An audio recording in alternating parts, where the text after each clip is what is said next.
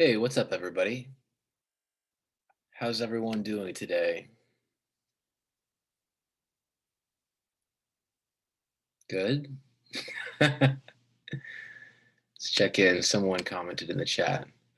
Good morning. Good but sleepy. Yeah, that's right. If you're in California, what is it? 11:30? Yeah. Yeah, definitely. And I think if you've been at home and stuck at home with power outages and whatnot, you probably feel a little bit cooped up. But I'm really happy that you're here if you've been having those issues. Good to see everybody. I'm doing pretty well. We had like a blizzard here. We had like 2 feet of snow, and so had to dig the cars out. And the sun's back, and that's nice. But it's been a good week. We're holding it down. Hello, Max. Good to see you. We are discussing the legislature, and this is such an interesting topic. I'm dealing well with the winter storm, Efren. We do what we can. Here in the Hudson Valley, it's a little bit more manageable than it was last year when I lived upstate, where you got more snow in the Adirondacks. But I enjoy it and we make the most of it. So we are dealing with the legislature. And so far what we've been doing is we've been just considering the different functions of a democratic legislature and what they do and how and why a legislature is so important in a democracy. And so far we've talked about a couple different components. We've defined the legislature. We've taken a look at what they look like in terms of the composition. We've talked about the importance of popular election. And now we're going to begin to focus on what they do when they act and when they behave, when they are behaving politically in a democracy. One of the most important things they do is they deliberate. They discuss and they debate issues of major importance to society. And so, whatever it is, the legislature is supposed to be engaged in that issue. If it's a worldwide pandemic, then they should be addressing the pandemic by devising and pushing policies to address that on social and economic and political fronts. If there's some sort of crisis, they should be engaged in discussing and debating that crisis. The idea is that the legislature is sort of like a microcosm of the democratic society itself. Those key issues are then the focus of the legislature if they're doing their job. And that's an issue that we'll address later in the semester, questions about the productivity of legislatures. Deliberation is not the same in every system, though. It looks a little bit different in different types of democracies. And so we can distinguish between two types of legislatures. We can distinguish between a debating legislature, where they debate out in the open, and a committee based legislature, where they debate primarily behind closed doors in narrow, closed, small committees where the members often have a little bit more expertise on the issue at hand. And the UK is maybe the best known example of a debating legislature where the parliament is engaged in these very uproarious, interesting debates that incorporate everyone in the parliament or everyone in the particular chamber. It's a bicameral legislature, but it's very different than, say, the system in the United States, as well as is in Latin American countries, where deliberation primarily takes place in closed committees by a small set of legislators who have ordinarily been chosen by the legislature or the majority to staff that committee. And so, just recently, there's obviously news about decisions by the legislature, the House of Representatives, to remove Marjorie Taylor Greene from her committee assignments. Well, that was the Democratic majority in the House of Representatives, the lower chamber of the legislature, the Congress here in the United States. And so the legislature decided to put her in charge, and the legislature can decide to remove her from those positions. And not just that, but once they decide who goes on those committees, they then discuss the key issues within those committees as opposed to on the floor. So let's watch some videos that illustrate the difference between a debating legislature and a committee-based legislature. The question before the House today is how to respond to one of the most abhorrent uses of chemical weapons in a century, slaughtering innocent men, women, and children in Syria. It is not about taking sides in the Syrian conflict. It is not about invading. It is not about regime change or even working more closely with the opposition. It is about the large-scale use of chemical weapons and our response to a war crime, nothing else. The weapons inspectors are in the midst of their work and will be reporting in the coming days. That is why today could not have been the day when the House was asked to decide on military action. For this House, it is surely a basic point. Evidence should precede decision, not decision precede evidence. Listening to this speech, any reasonable human being would assume that the gentleman is looking to divide the House for political advantage. What has happened to the national interest? I have to say that intervention is not worthy of the honourable gentleman. The fact the Syrian government has and has used chemical weapons is beyond doubt. The fact that the most recent attack took place is not seriously doubted. The Syrian government has said it took place, and the evidence that the Syrian regime has used these weapons in the early hours of the 21st of August is right in front of our eyes. If the decision, as some of us believe, has already been made in Washington and agreed by the government here, then that's really why we're here, because Washington feels there should be some bombs falling this weekend. At this very moment, the Assad regime in Damascus are watching very carefully as to whether they will get away with what they have done. If there is no international response of a significant kind, then we can be absolutely certain that the forces within Damascus will be successful in saying, well, we must continue to use these whenever there is a military rationale for doing so. The Syrian rebels have got plenty of access to sarin. It's not rocket science, Mr. Speaker. You don't have to be Einstein to have your hands on sarin gas or the means to distribute it. Russia and China say no to war.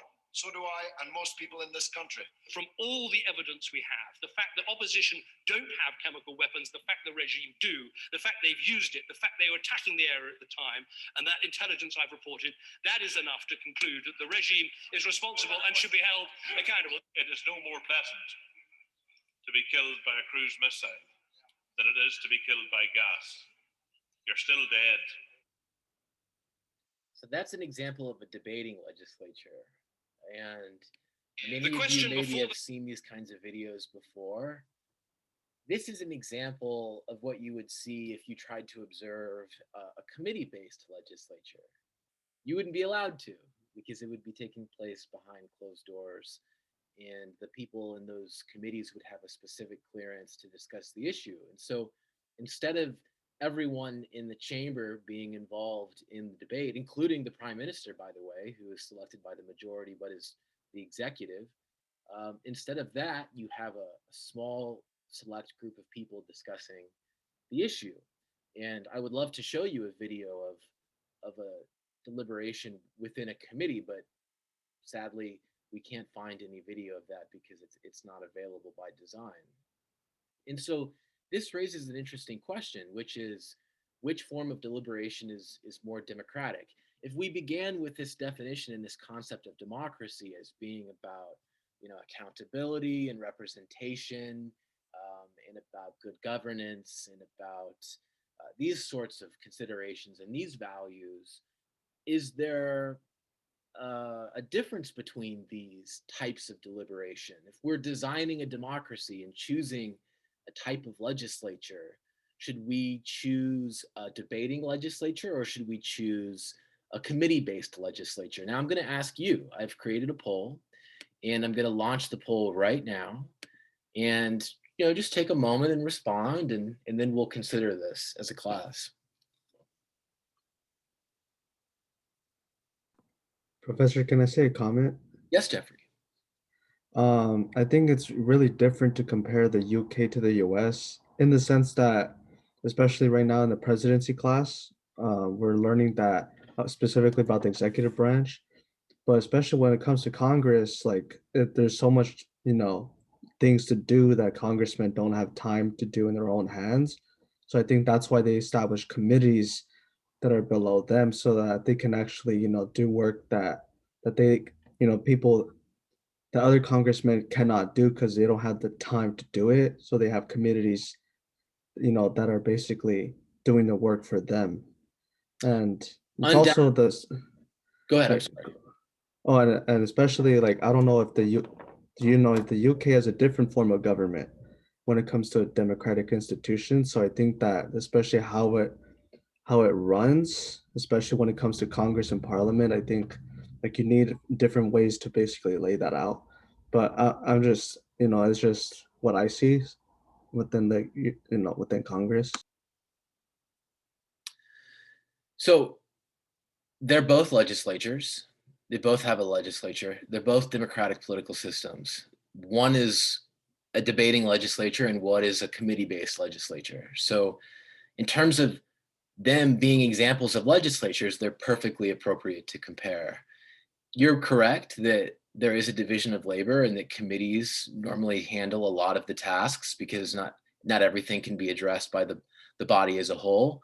But there is a difference between a committee-based legislature and a debating legislature. There's more discussion and debate within the body as a whole in a debating legislature than there is in a committee-based legislature. If you go to YouTube and search debate US Congress, the only videos you'll find maybe a couple from the past couple decades, and they're both pitched as rare floor debate in US Congress. They duke it out old school. And the reason is because the US Congress is a committee-based legislature. It's not a debating legislature. And so they are both legislatures, the UK and the United States. They both have legislatures.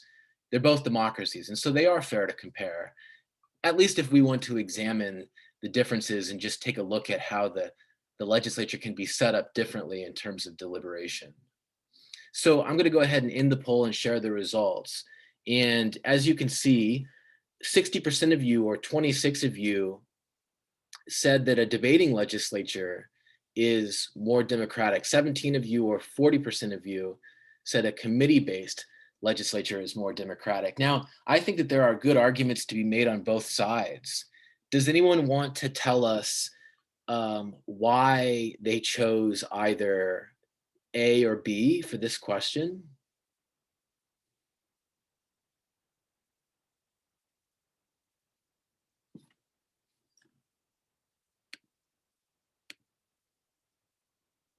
I personally chose A just because it's sometimes just like it's more peace of mind to see like what actually happens behind closed doors. You don't know if there's like secret deals or like it's just when once everything's like closed behind and like without the public to see, corruption could happen. It's just a lot more like it's better peace of mind, I think, to have a debating legislator for everyone to see.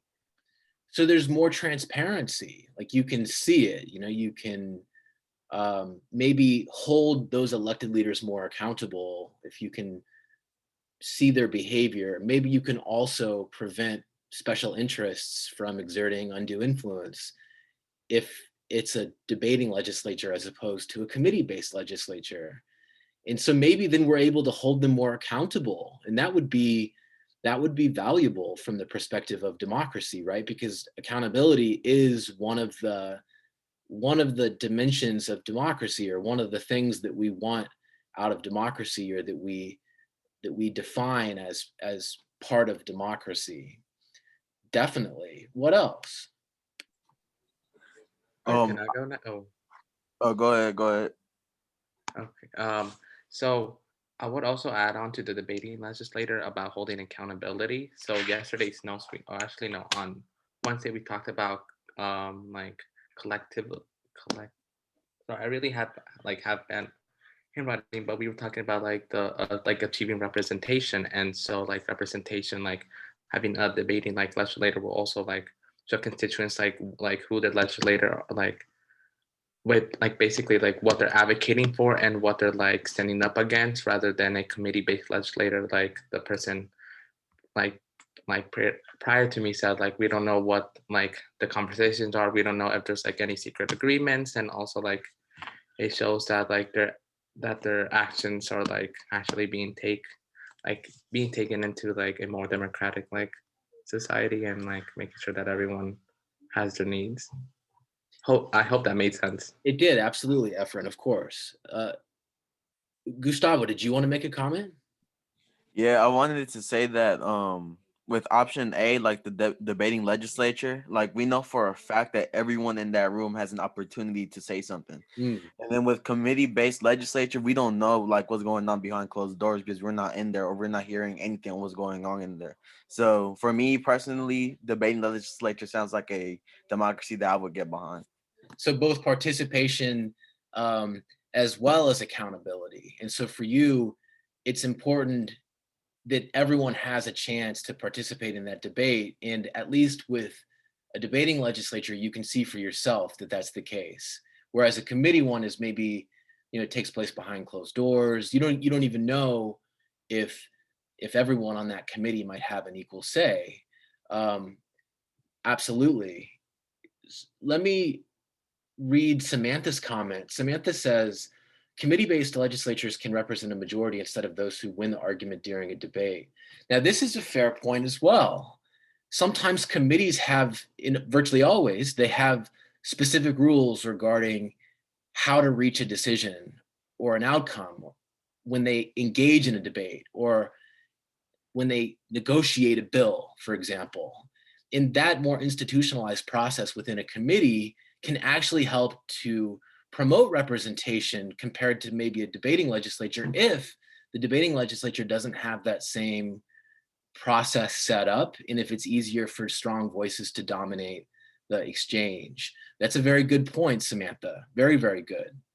This is a good example of how we should be able to make arguments and think critically and maybe even make arguments from both angles, because I could agree with all these arguments, and the point is that depending upon which values we are holding up, transparency or accountability or representation, participation, process and order, we might favor a debating legislature versus a committee-based legislature.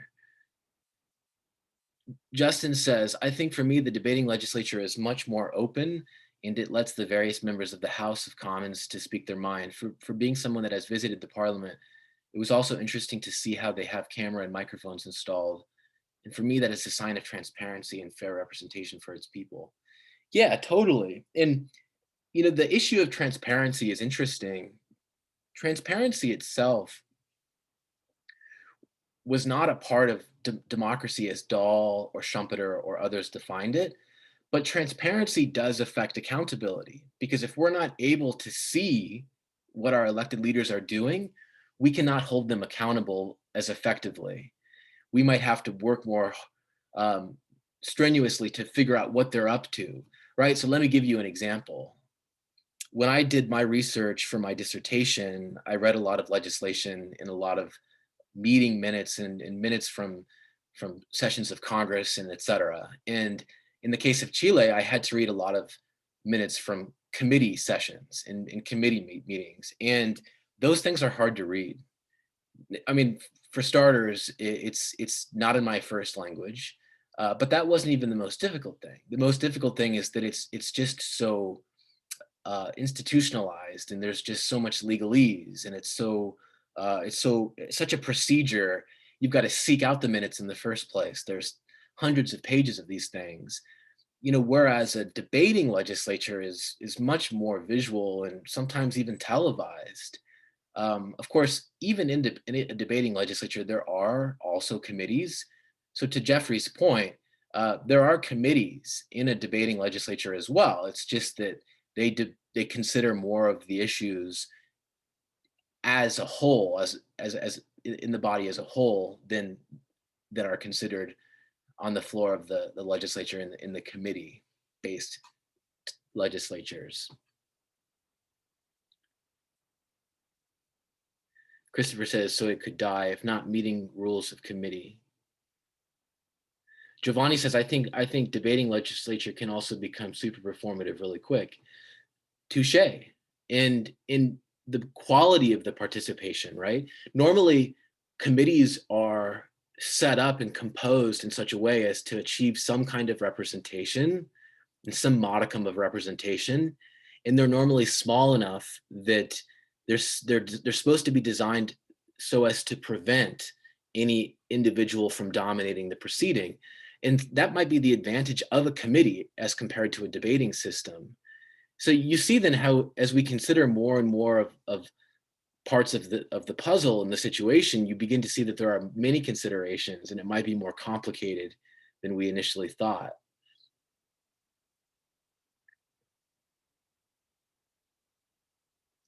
Yeah, so committees ordinarily, yeah, they can kill the bill if they choose to. Jeffrey, I don't know why they're in red and blue. I didn't make the software. Carlos says debating legislature makes people more strategic in order to argue for what the people want. So there's certainly a role of politics, right? It can become very politicized easily.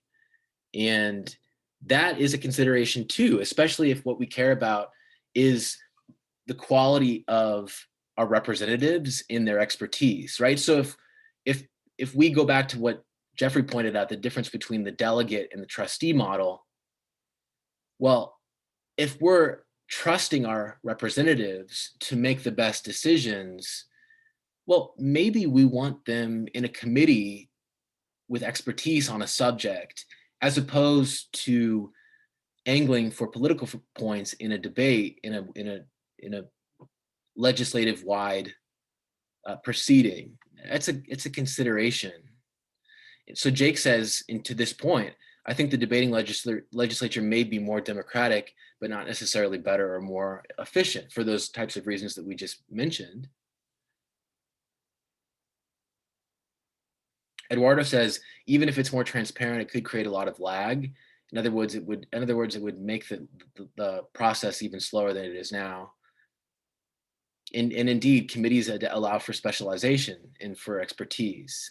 And it also permits the legislature to build and develop more expertise than they might otherwise be able to. And they can relay their knowledge very, very quickly, especially if they're working in smaller units, as Eduardo points out. Yeah, good point. Christopher says, California has committee meetings that are open and can be viewed or heard on the state website or at the Capitol pre-COVID-19 pandemic. Yeah, good points from Jake and Eduardo, says Giovanni. I agree.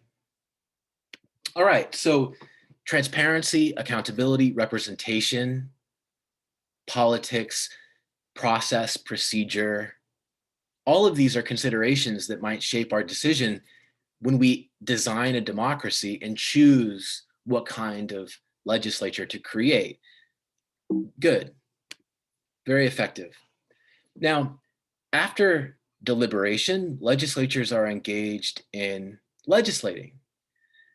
In fact, they're often deliberating so that they can legislate, right? So that they can make a decision and so that they can impose law and use the power invested in them to create laws that will affect everyone. But how much power they have to legislate depends on the system. And so there are stronger legislatures and there are weaker legislatures. It just depends on how much substantive authority the system gives them and is inscribed in the Constitution ordinarily. And so, for example, in parliamentary democracies like the UK and the Westminster type systems where the legislative majority chooses the prime minister after the legislative election, the legislature serves the executive. And this is because that executive, normally with the support of the majority whip and the legislative majority, rules and governs based on its agenda, unless and until they get a vote of no confidence or they lose the support of the majority, in which case there's either a new election or in which case the majority chooses a new prime minister. In these systems, legislatures don't have much power at all, at least compared to those systems in continental Europe, in the Americas, where legislatures can draft and amend bills. And so, for example, in the UK is a parliamentary democracy where the executive can rule very, very decisively and virtually unilaterally because they are chosen and anointed by the legislative majority that emerges through the coalition formation process after the legislative election. Now, that executive, that prime minister, rules and pursues their agenda as long as they retain the support of the legislature. If they lose the support of the legislature or the legislature votes no confidence, there's a new election. But the legislature really only exists to support the executive and the executive's policy agenda. In the United States, in Latin American countries, in countries in continental Europe, in committee-based legislatures, more generally, legislatures can often draft and amend bills. Now, this is not always the case. In countries like Chile, in some other Latin American countries where the presidents are especially powerful, the legislatures cannot introduce their own bills. They can only respond to bills introduced by the executive, but that's not many cases. Most cases in the Americas and in continental Europe do permit legislatures to draft and amend their own bills. But even in a parliamentary system, the continued support and the approval of the legislative majority, the legislature, is required to produce law, even if it's the executive's agenda that is being produced. And so legislating is an important power of legislatures. It's just that how much power they have can vary. So let me give you just an example of a bill or a senator introducing a bill in the United States, I think in June of 2020, if I'm remembering correctly. And it's Chris Coons, a Democrat, who introduced a bill for a new national service that would be designed to respond meaningfully to the pandemic.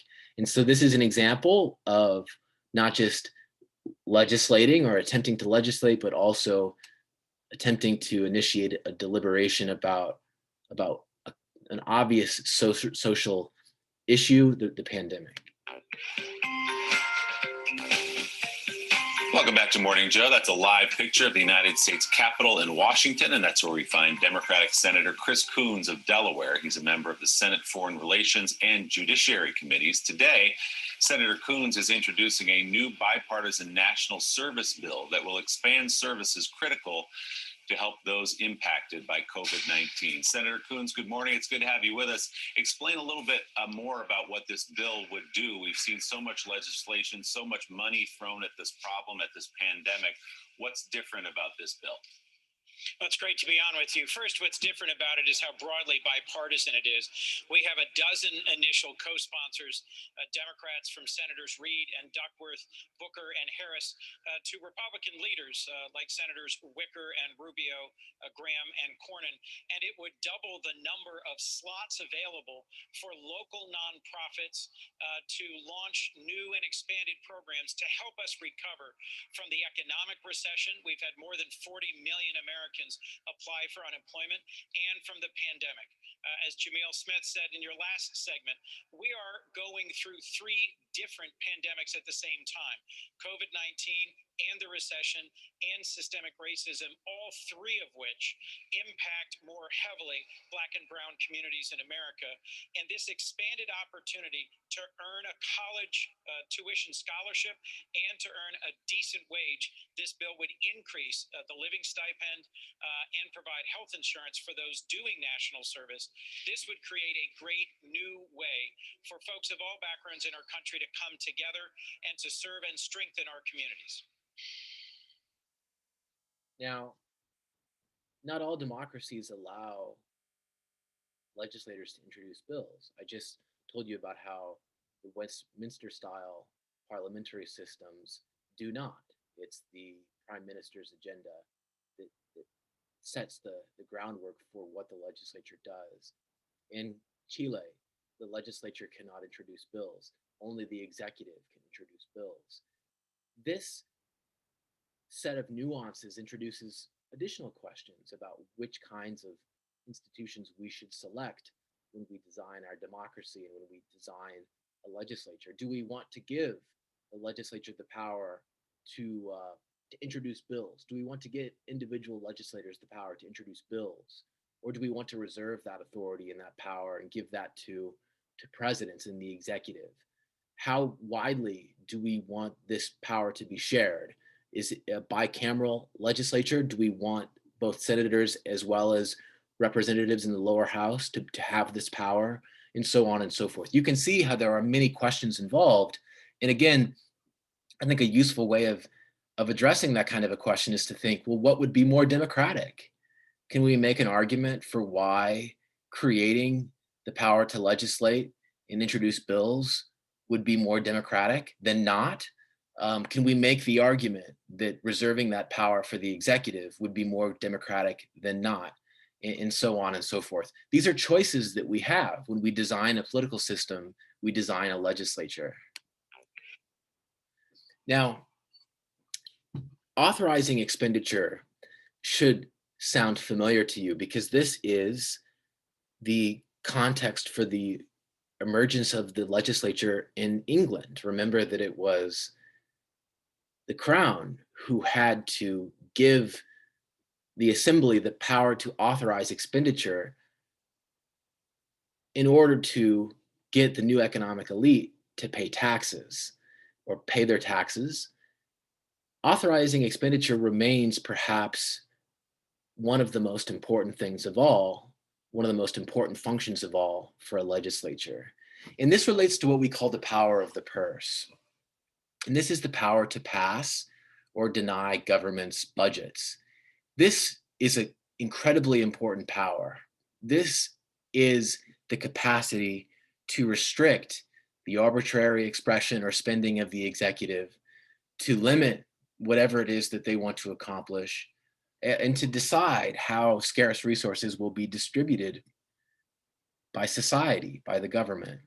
And this power, as we already know, goes back to those European assemblies of nobility, Britain, others. The monarchs had to consult those assemblies before raising taxes. And remember that that was the reason for creating the legislature in Britain. They didn't necessarily envision that whole long set of functions for the legislature at the time. It was just understood that the legislature or that assembly would have the power to authorize the crown's expenditure. And that was what made that legislature a democratic institution, because it was capable of checking and restricting the crown in a way that had never been restricted before. Now, this power is only effective under a few circumstances, though. It takes time to evaluate a budget. Take it from me. I've read these things before. Perhaps you have too. They take a long time to read and to think about. They're enormous. And so a legislature has to be able to amend the budget. They've got to have the power to amend the budget. And they have to have an effective committee system. That is, they've got to have committees that are set up and have the resources and the expertise and the members and the staff necessary to amend that budget and to engage in that process. But they've also have to have enough time. They've got to have enough time to simply read the budget. They've got to have background information about previous budgets, spending patterns, trends. All of these things come into play. And so the expertise and the capacity, the question of the expertise of those committee members becomes quite important. And the authorization of expenditure then is a vitally important power, but one that requires a great deal of setup and institutionalization within the legislature. So let me give you an example to try to illustrate to you the importance of the power of authorizing expenditure. And this is the example of Uruguay. In Uruguay, the president can make Congress consider a bill sooner. It's called an urgency petition. And basically, they can force Congress to consider a bill within a period of 30 to 45 days. And this is especially important because it means that the president can force the Congress to kind of leapfrog, and they can make them focus on something that they might not have had in their agenda. And if the Congress either doesn't have the time or the capacity to consider and reject the bill in the time allotted, then it becomes law. And the only exception to this urgency petition power vested in presidents is budget bills. Presidents cannot apply urgency petitions to budget bills. Why? Why can't they force the Congress to consider the budget in a period of 30 to 45 days and amend it or return it or reject it? Otherwise, it becomes law. Well, because the legislature controls the purse strings in a democracy. This is how vitally important authorizing expenditure is as a power and as a capacity vested in the legislature. There cannot be any constraints imposed on the use of that power, because if there's any way to prevent the legislature from fully evaluating a budget, it becomes much easier for the executive to engage in arbitrary expressions of power, arbitrary spending, and to undermine democracy and undermine those check and balance relationships and that accountability that we hold so dear as we conceptualize democracy. So the purse strings matter. The power of the purse matters. It's what sets the legislature apart, and it's what gives the legislature its teeth. It's how they hold the executive accountable. And if there's any doubt about the importance of this power, just consider the limits imposed on urgency petitions in places like Uruguay, where the power of the purse is enshrined as a key component of the democratic system. So anytime a Congress approves a budget bill, it's always a big deal. In fact, I'm sure that many of you are, if not all of you, have been affected by the periodic budget showdowns in the United States, where they've got to lift the debt ceiling, or they've got to engage in all sorts of difficult negotiations over the size of the budget in light of new spending priorities.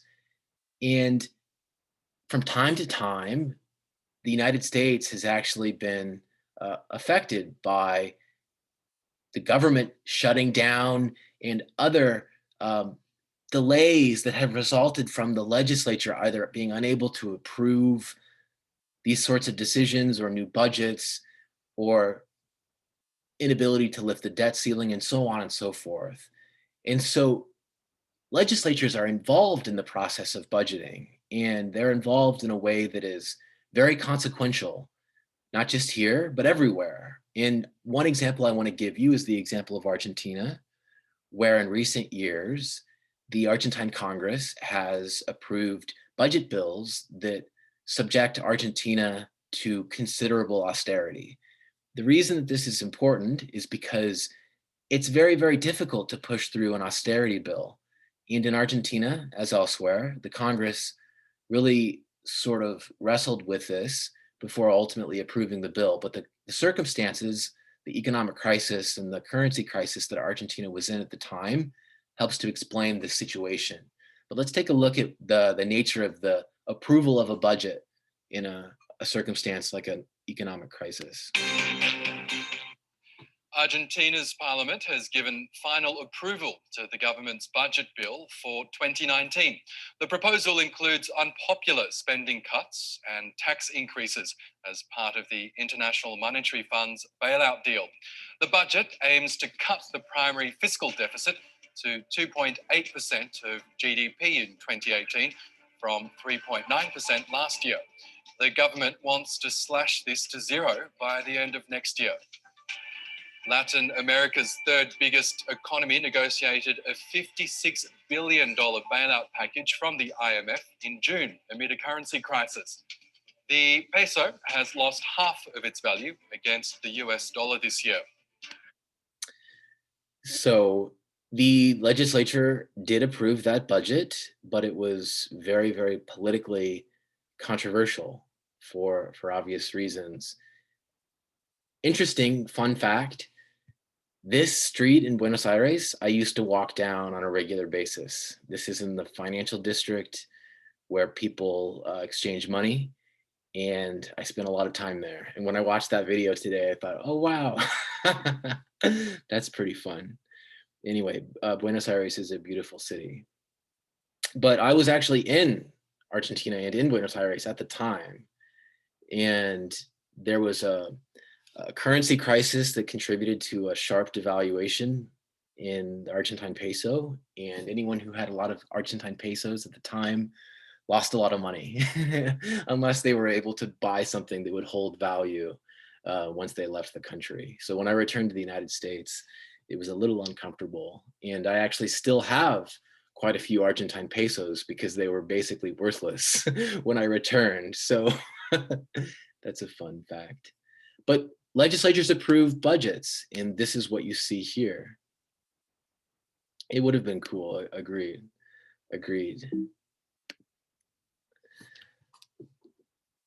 So legislatures do a lot of things. As you can see, they have a vital function in a democracy. They deliberate, they address issues of vital significance and importance in society. They make decisions and create laws. They approve and they amend budgets. They restrain the power of the executive, and they authorize expenditure. In general, they are critically important. It's difficult to conceive of democracy without the legislature. But they're also involved in making and breaking governments. And this is that aspect of the behavior of the legislature that's more interesting from the vantage point of conflict and politics. In a parliamentary system, a legislative majority chooses a prime minister who forms a cabinet, which forms the government. But in that system, the majority can also remove the prime minister through a vote of no confidence. And in some systems, this triggers a new election, like Ireland. But in others, like Denmark, it doesn't. The point is that majority both creates and breaks that government if it chooses to. That's an incredible power. In a parliamentary system, the legislature then can single-handedly launch or initiate new elections and the formation of a new government. That might mean that legislature's replacement with a new one elected through a new election. But the point is that the legislature single-handedly has the power to dismantle the government and to eventually preside over the creation of a new one, or at least to set in motion the process leading towards creating a new one. Now, in a presidential system, it's not the same. And we'll talk more about this in coming weeks, but in a presidential system, the legislature and the executive have independent survival. And so the legislature is elected and the executive is elected, and they're elected in separate elections. The legislature is not elected and then selects the executive. But even in a presidential system, a legislative majority does have the power or can obtain the power to impeach and remove the president from office. In most presidential systems, the legislature can remove the president. And the removal of the president is a political act. Sometimes there's confusion about whether impeachment and removal is legal or political. It is political, and it involves the exercise and use of political power. The power to impeach is a political power, not a legal power. And so it is a political decision to remove a president, not a legal one. And that highlights the critical role of the legislature in making and breaking governments. And in presidential systems, they're primarily involved in breaking them to the extent that they are, because As I told you, they have independent survival. They're elected independently, but they still have that power.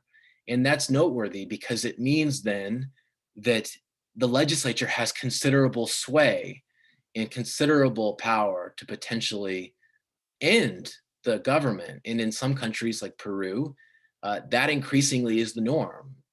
The Congress will just impeach the president because of institutional rivalries that continue to persist.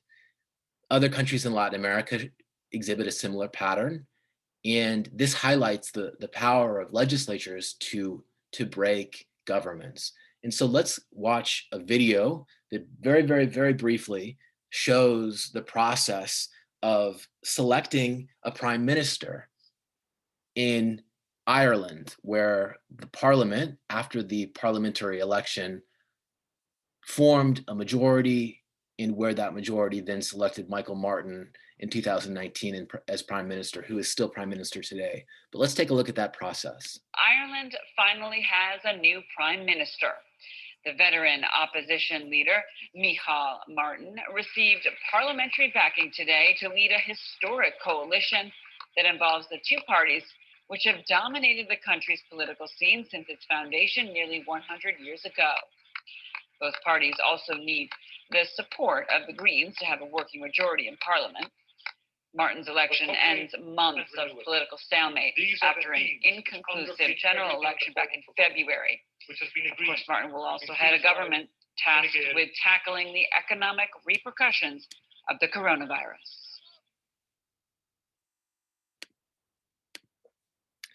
Now, let's take a look at impeachment in Brazil, where the legislature is not, it's not a parliamentary system, it's a presidential system, and where the legislature is not involved in creating governments, but it can be involved in breaking them. So let's take a look at that.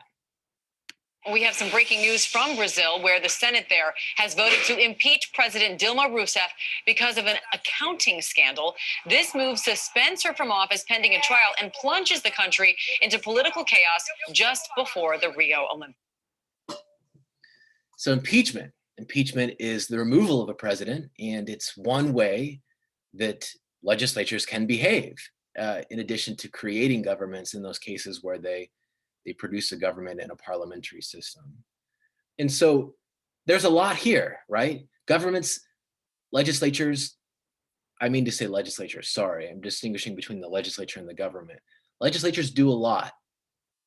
The last thing that they do that is important for us to note is they're engaged in oversight. They're not just engaged in legislating and deliberating and breaking and making governments. They're also engaged in monitoring governments and overseeing the government. And this is often what sets up a legislature to impeach a president, or question them or pursue some sort of legal recourse. And so legislatures do this in a lot of different ways. They carry out investigations where they can use the power vested in them to demand information. We saw a lot of investigations conducted within the US Congress in the last 4 years, especially in the House.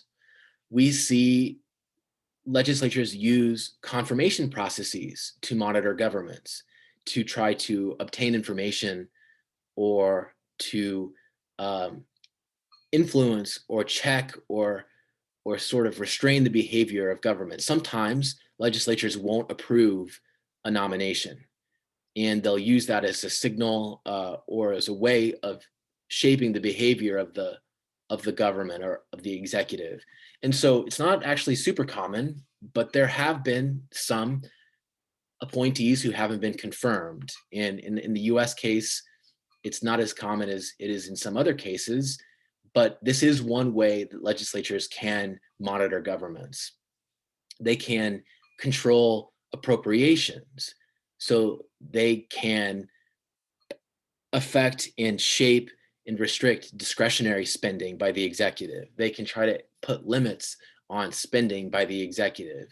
They, of course, have budget authority where they can amend or reject the budget. They can require the authorization of the legislature before the executive changes the organization of agencies of the executive. They can require their approval under a whole set of circumstances where the executive might be making decisions about how to use or transfer resources between agencies and so on and so forth. They can question the executive and use interpellations where they bring in members of the cabinet and they question them or subject them to a barrage of inquiries about the executive's behavior or their policy program and so on and so forth.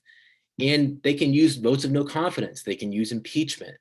All of these are mechanisms that legislatures use to hold the executive accountable and hold governments accountable. And so in a democracy, these become critical because absent levers and absent mechanisms for influencing or constraining the executive, it becomes very, very easy for the executive to ride roughshod over the legislature. And so this sort of institutional setup is essential in a democracy because this is how you strengthen and empower a legislature to not just make laws, but also to monitor the government and ensure good behavior. Listen, everybody, we're out of time, and we will pick up on Monday. I hope that you have a wonderful weekend. I'm stopping the recording, and I'll see you on Monday. Otherwise, have a good one.